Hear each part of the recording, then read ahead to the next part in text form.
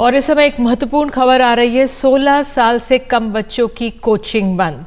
Coaching संस्थानों के लिए गाइडलाइंस जारी कर दी गई हैं। शिक्षा मंत्रालय का बड़ा फैसला आया है।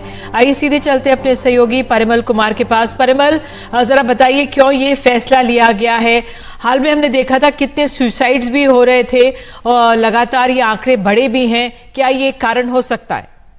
देखिए, सबसे बड़ी वजह यही है कि सुसाइड के जो मामले इस बीच में हमने देखे कि बहुत ज्यादा तादाद में हो रहे थे और अलग अलग जगहों से खबरें आ रही थी।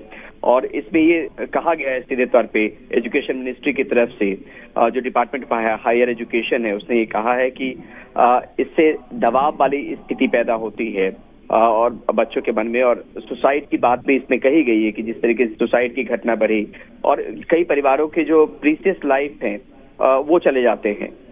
साथ में इसमें यह भी कहा गया है कि फायर इंसिडेंसेस और बाकी चीजें भी देखी गई है कोचिंग संस्थानों में। तो एक guideline for regulation coaching centre की जरूरत थी और इसी वजह से ये गाइडलाइन जो है वो बनाई गई है। बहुत डिटेल में ये चीजें कही गई है, जिसमें ये देखा गया कि बहुत सारी चीजों को जोड़ के ये गाइडलाइन जो तैयार की गई है।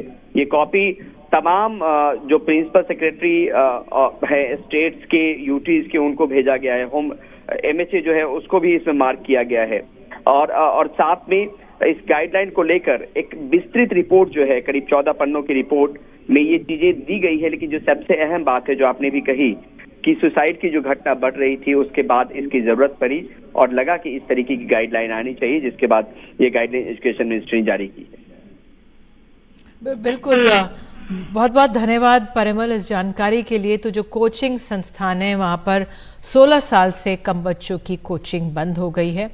ये एक तरह से सीधे संदेश है कोचिंग इंस्टीट्यूट्स को भी, माता पिता को भी, क्योंकि जिस तरह से सुसाइड्स की घटनाएं बढ़ी थी, आंकड़े बहुत वाकई में चिंताजनक हम सबके सामने आ गए थे।